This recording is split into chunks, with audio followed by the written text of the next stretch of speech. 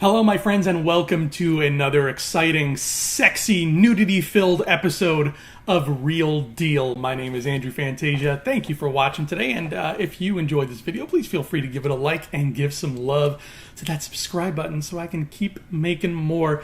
P.S. I was lying about the nudity. I'm very sorry. Let's get down to the business at hand. Our first piece of news is a very sad one. Unfortunately, on April 21st, 2018, we said goodbye to Mr. Vern Troyer, the man behind Mini-Me, the man behind Grip Hook from Harry Potter. I think that character's name was Grip Hook. Vern Troyer was a great character actor, and unfortunately, he ended up taking his own life. It's always sad when these kinds of things happen, and you always stop and you always think about the great work we could have gotten in the future had these people lived on. I just wanted to extend a heartfelt condolences to Vern Troyer's family. Mr. Troyer, may you rest in peace, sir, and thank you for all the great fun you've given us over the years. Now, this very morning, we saw the debut of the new Venom trailer. This is a full trailer, it's not a teaser. And yes, my dear friends, it finally happened. We saw Venom in the flesh? Ink? Darkness? I don't know. I wouldn't call that flesh, but we saw Venom. We saw how he looks. And how does he look? He looks pretty good. Here he is. This is him. This is Venom. This is our new Venom.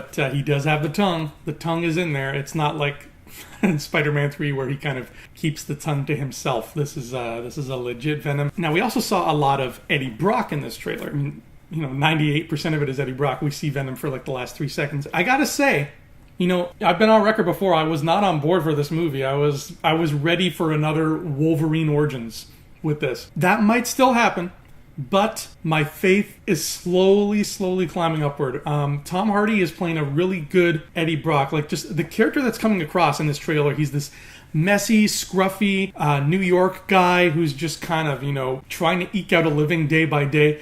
And that was the sense we always got from Eddie Brock. He wasn't necessarily an evil person. He was just like this down on his luck, kind of tough as nails dude who just kind of got the short straw in life, and he was surviving. Somehow he was surviving.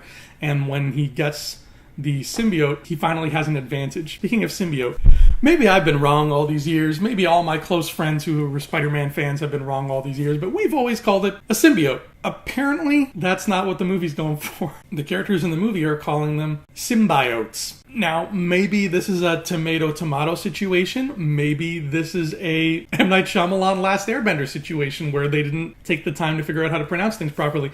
I hope it's the first one. This is a very rarely used scientific word, albeit it is a real word, so maybe it's a tomato-tomato thing. Maybe you can say symbiote, maybe you can say symbiote. Now, the trailer also says in association with Marvel. So that might be a little indication that this is, in fact, going to take place in the same universe where Tom Holland's Spider-Man is running around. If that is the case, just be careful, because like I've said many times before, the key to Venom's greatness is his interactions with Spider-Man, both physical and mental. And when you take that away, what's left underneath could be a good character, but it's definitely a weaker character. If you're going to tie into Spider-Man, I'd love to see that story on the big screen. But if you're just going to throw him in the same universe, I don't know. That's tricky. That's still a tricky area for me. I'm not going to touch that with a 10-foot pole till I see what happens. But you better do a good job, Sony. Your track record is not even slightly great. Speaking of Spider-Man, San Diego Comic-Con is just a few months away, but Kevin Feige has just dropped the news that Marvel, the MCU, is not going to be present at Comic-Con for their usual big fanfare at Hall H, where they announce a bunch of stuff and wheel out a bunch of cast members. That's not going to happen this year. Marvel is going to maintain radio silence for San Diego Comic-Con. Now, I get that. They want to give the fans a chance to breathe after Infinity War, because Infinity War is apparently going to do it's going to leave us breathless. And I'm seeing it in 3 days, so we'll see how accurate that statement is. But that's Marvel's story, and they're sticking to it. In terms of Phase 4, they don't want to announce anything in Phase 4 until after Avengers 4. And I think this is bad for us because we don't get to learn that secret for another year.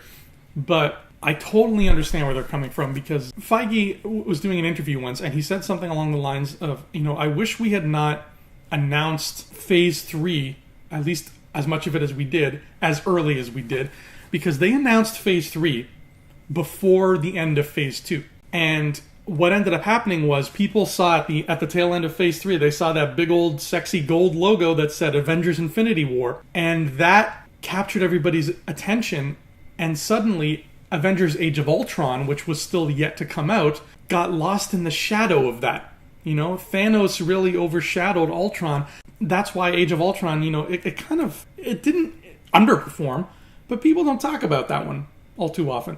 And there's why. Here's this treat I'm about to hand you, but just so you know, in about 2 years, I'm going to give you that giant pile of chocolate. But just enjoy your treat for now. And don't worry about the chocolate. It's impossible. I'm going to worry about the chocolate. So this is a smart move. Hold off on Phase 4.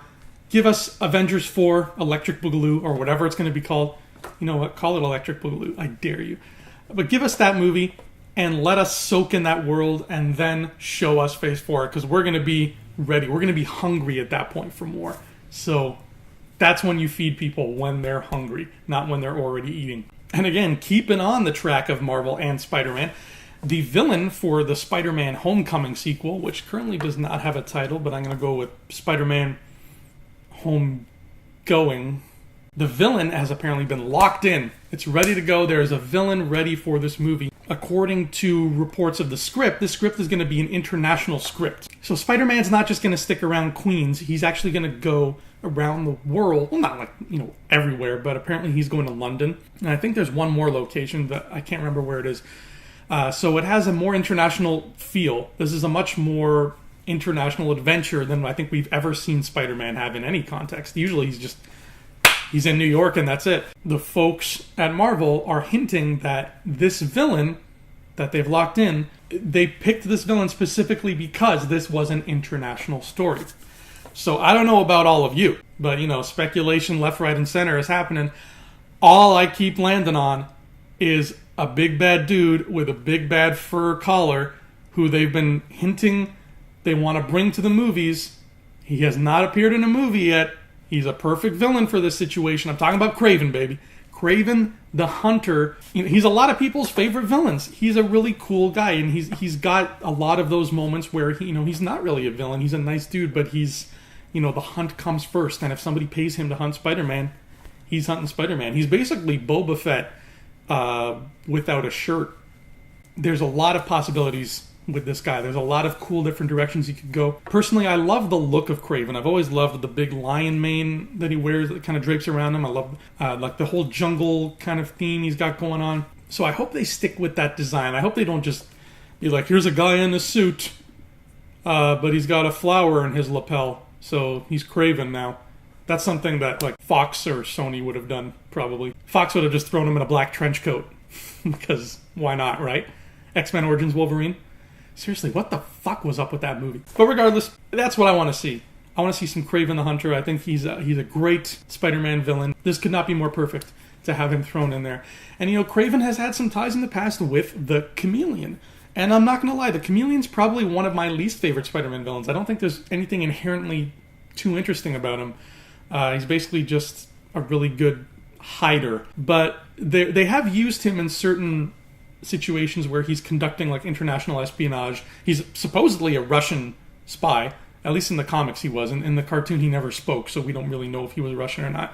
But if that's the case, Kraven is Russian, so they could actually throw both of them in there if they wanted to go that route. But if they want to stick with just one villain, I say go with Kraven. This is the action figure of Kraven I used to have when I was a kid. It's not the exact one. I just have to pull this picture off the internet, but there you go. Kraven is cool. He was cool enough for me to want the action figure, so he's cool enough for a movie. Now all they have to do is hunt for the right person to play him, because he's a hunter. Are you sick and tired right now of hearing me talk about the Marvel Cinematic Universe? Well, you and James Cameron have that in common. James Cameron took to the internet and made some very ill-advised comments saying, I'm paraphrasing here, I don't have the quote pulled up, and to be honest, I don't even feel like pulling it up because I don't feel like James Cameron is worth my time right now.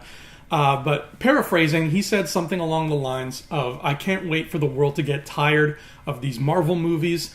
It's not that I don't like them. It's just that, I can't wait for people to get tired of them so that Hollywood can introduce some other big movies into the fold and other creators will have a chance to let their creations shine. I'm a person who piles praise on top of originality, so I feel where Cameron is coming from.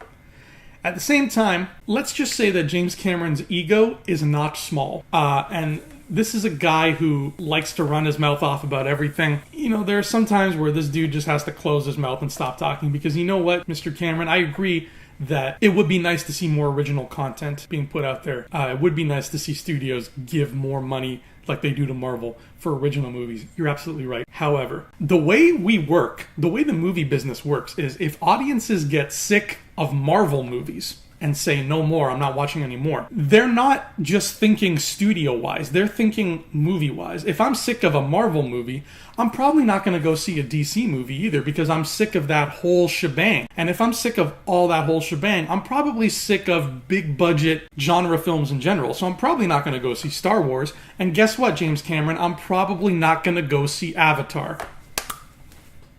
That's how it works. If I was you, I would hope that people get more excited for Marvel, especially because these new Marvel movies have a lot more aliens in them than the old one did. And, aliens, Avatar. Maybe you don't want billions of people to suddenly stop caring about big budget movies with aliens in them. That might not be to your benefit. So, Mr. Cameron, sir, I respectfully disagree. Maybe you should spend less time making comments about Marvel movies and more time maybe working on your own, because Avatar was 2009 now? I'm not getting any younger. Speaking of Avatar, I would love to hear him say this in front of Zoe Saldana, who is basically his star on Avatar, who is also a star on Guardians of the Galaxy, which is, hey, a Marvel movie about aliens with weird colored skin. How about that, James? If you are a giant fan of The Simpsons, like I am, then I have good news for you. On this coming Sunday, April 29th, 2018, Simpsons Season 29 will air an episode called Forgive and Regret. And once that episode airs, The Simpsons will have become the longest running scripted prime-time television series by episodes of all time. The Simpsons has always broken records because, it just never dies. And previously, all these big records were held by the Western show Gunsmoke. Gunsmoke was on the air for a long-ass time, and it had a lot of episodes. Now, back in the day, I think it was season 21 or 22, after that season aired, The Simpsons beat Gunsmoke for the number of seasons. However, Gunsmoke had a lot more episodes because they would air their show, I think, every night of the week. So their episode catalog was ginormous. Well, now, in season 29 of The Simpsons, once Forgive and Regret comes out this weekend, The Simpsons will have beaten Gunsmoke's record by one episode. And they will become the longest running, by episode, scripted primetime television series of all time. Now, I say primetime because, look, daytime television, you're never going to beat that. Because I got two words for you. The Young and the Restless and Sesame Street. Those have been on since, the 70s? You're not going to beat those records. They're still on today. So The Simpsons is just not going to catch up to that unless they both happen to get canceled, which is not going to happen because Victor Newman's mustache never dies either. In terms of primetime shows get picked up and canceled and greenlit and canceled again a lot more frequently. But Simpsons has survived for almost 30 years in the turmoil, in the maelstrom that is primetime network television. So congratulations to my favorite animated family. You guys deserve it. Between you and me, I hope they wrap it up soon. It'd be nice to put a cap on it after 30. I don't want to see this show run itself into the ground. A lot of people would argue that it already has. I personally think it's still got it sometimes. Just depends who's writing the episodes, like any TV show. You could put the wrong person behind the pen and you've got a shitty episode on your hands. But The Simpsons has maintained fairly great consistency over the past 30 years. But I want to see it end. I want to see this show go out with a bang.